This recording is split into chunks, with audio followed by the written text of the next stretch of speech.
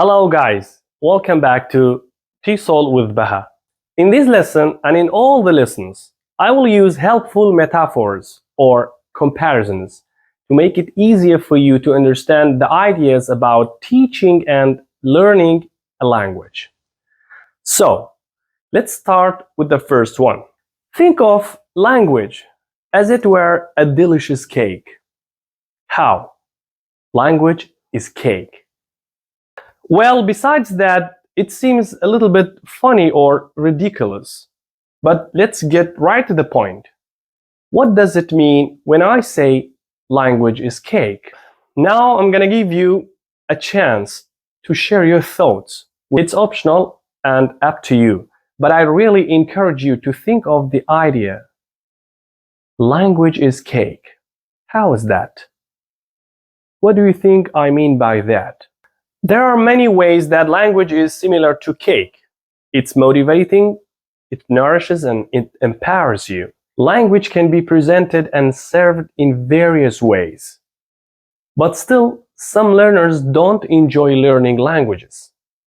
How can that be? I'm pretty sure you agree with me that learning a language is awesome. Let me explain more by talking about some interesting research that helps us understand why some learners don't like language learning classes. In a famous study from 1993 by Harvard researchers Nalini Ambady and Dr. Robert Rosenthal. In this famous research, students were watching teachers for the first time they step into their classes. And the students could surprisingly predict which teachers were really good and which teachers were bad. What's controversial in this study is how quickly students made these predictions. Can you guess? How long do you think they watched teachers in a classroom before making these judgments? Let me say in simple words. How long did it take for the students to know whether the new teacher was good or bad? What's your guess? Well, believe it or not, it only took them 6 seconds, and they were accurate based on things like tests and evaluations. That's interesting. So, what did these students see in their teachers in those 6 seconds that helped them predict so well? My guess is that they were not paying attention to the class material or the content at all. So, what they were paying attention to? Whether you like it or not, students pay attention to you, your way of presenting, your moving, your posing, your style, and the way you stand up and stare.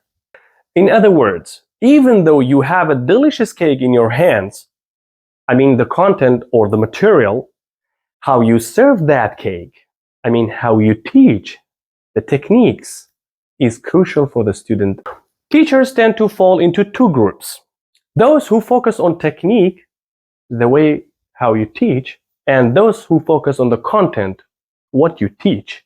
Think of this as a graph with technique on the x-axis, the horizontal, represented by the blue line, and the content on the y-axis, the vertical, represented by the red line. Now, think about university teachers. Are they more interested in content or technique? From my experience, many university teachers care a lot about content, the material. They often see themselves as researchers and writers and book authors. They fall into high content and low technique area of the spectrum. On the other end, let's talk about primary and middle school teachers. They definitely use techniques. They are given training on how to make things interesting and easy to understand for students, using colors, games, stories, and other techniques. However, they might not always have the freedom to choose their own materials. So they focus more on technique and less on content. Then there's the fun teacher who turns every class into a game or a comedy show. In this class, you laugh a lot, but how much you are actually learning is crucial. Are the games and stories helping you learn something important? Or is it a more social experience? Well, this is not a criticism of teachers on either end of the spectrum. Some university teachers use fantastic techniques, and primary teachers can create amazing content. A fun teacher can also be an excellent educator. What's important is finding the right balance between content, the cake, and the technique, how you serve this cake. You as a language teaching professional have to think about it.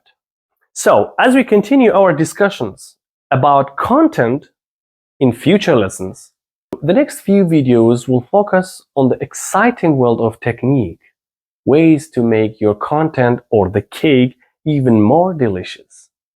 Here's the main idea I want you to think about. It's all about you and finding the right mix between what you teach, the content, the material, and how you teach, the techniques. So as you progress and you grow as a language teacher, remember that both content and the technique, the cake, and the way you serve it matter. They can have a huge impact on creating a successful classroom experience. Thanks for tuning in. Catch you later.